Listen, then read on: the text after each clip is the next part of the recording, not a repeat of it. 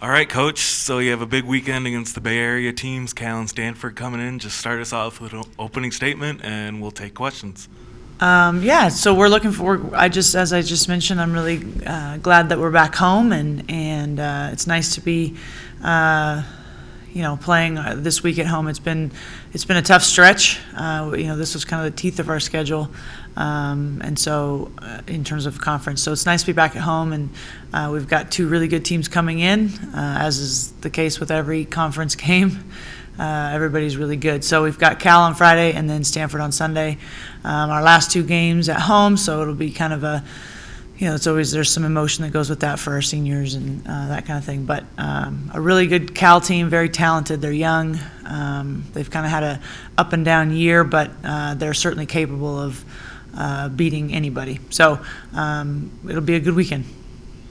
And so Emily Potter set the single-season school record for blocks this weekend. So it's just a sophomore. So how do you see her potential heading into the rest of her Utah career? I think the sky's the limit for Potter. I really do.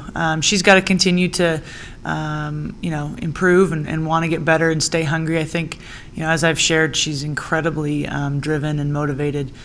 She's got to, channel that to, really work. I think that this off season, we really didn't get an off season with her this year, coming back from a injury from her ACL, and so what she's accomplished this year in light of that is pretty dang impressive. And teams are really keying on her, our opposing teams, and trying to, that's number one on defensive game plan is to try to slow her down, and she's done a good job handling that. But again, I think she could be really, really good, and I think she's she could get drafted. She's really good. She's got to get stronger, and she knows that. And there's a lot of things we can work on in the next 2.5 years to get her ready for that step. But I really do think she's a talent. And also at Oregon State, Tayshia Boclair had a nice game with 10 points against the eighth-ranked team in the country. So what does a performance like that do for her confidence heading down the stretch? I think Tay's, the last 2-3 weeks, I think I've noticed a shift in her kind of just intensity-wise and focus-wise. She's playing with a little more drive right now, which is fun to see. She's still just a sophomore as well, and the sophomore year is a tough one. The freshman year you can kind of surprise people all season, and anything you do is kind of frosting on the cake. And as sophomores, then suddenly you have expectations, and teams know how to scout. Kind of know how to target any weaknesses that you got, and so the sophomore year is a hard year, I think, typically. And Tay's handled that, but the one thing that I'm really relying on her as of late is that she's really become a great rebounding guard. She's really bought into that. So it's hard, I've said this before, but it's hard to keep her off the floor because she rebounds so dang hard. And she defends, she's getting better defensively. And she's also, we're figuring out ways that we can get her points. And so I'm proud of her. She's had a really good, I think, she's improving, and that's what we keep talking about in our program, is that she's improving, and I think she's done a really nice job. And you picked up one of your best wins of the season so far at Cal earlier this season. So what does that experience help you with heading into this matchup this time around? It feels like a long time ago, that game does. I don't know that it helps us too much in terms of pulling from it, other than we know we can hang with them, but we were down 19, and we should never put ourselves in that situation to begin with. So I'm sure they're looking at that thinking, how did we let this one slip away? We should have beat those guys. And I'm looking at that thinking, how did we get down 19? We shouldn't have gotten in that situation. So I think I think Cal's a really good program, and they've got a ton of athletes. They are as athletic as anybody in the conference, and they've got great size and length, and probably the best freshman in the conference, maybe one of the best freshmen in the country. And so we've got our hands full, and I'm sure they're ticked off at how we beat them at their place.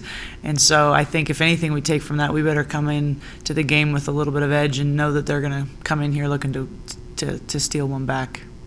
And the Cal game is also Girl Scout night. So are you looking forward to having a a nice home crowd for your in your advantage? Yeah, I think, two last home games, and the attendance is getting better. As I said, it's not where we want it to be ultimately, but it is, bit by bit, slow boil, getting better. I think, internally the people are working really hard to do that, and so one of the initiatives Friday night is Girl Scout night, which is great. All the Girl Scouts that come, they get a patch, and I'm just hoping they bring the cookies as kind of a fair trade. Thin Mints, shout out for those. And so that'll be fun. But as it is important, I think that with these last two home games that we get a good crowd, and senior night or senior day, Stanford 2 p.m.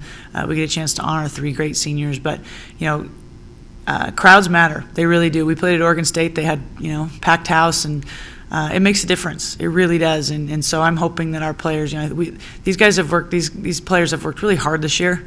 They really have. They've worked harder than they've ever worked. And so I'd love to have a good home crowd these last 2 games. I think it would really send them off the right way.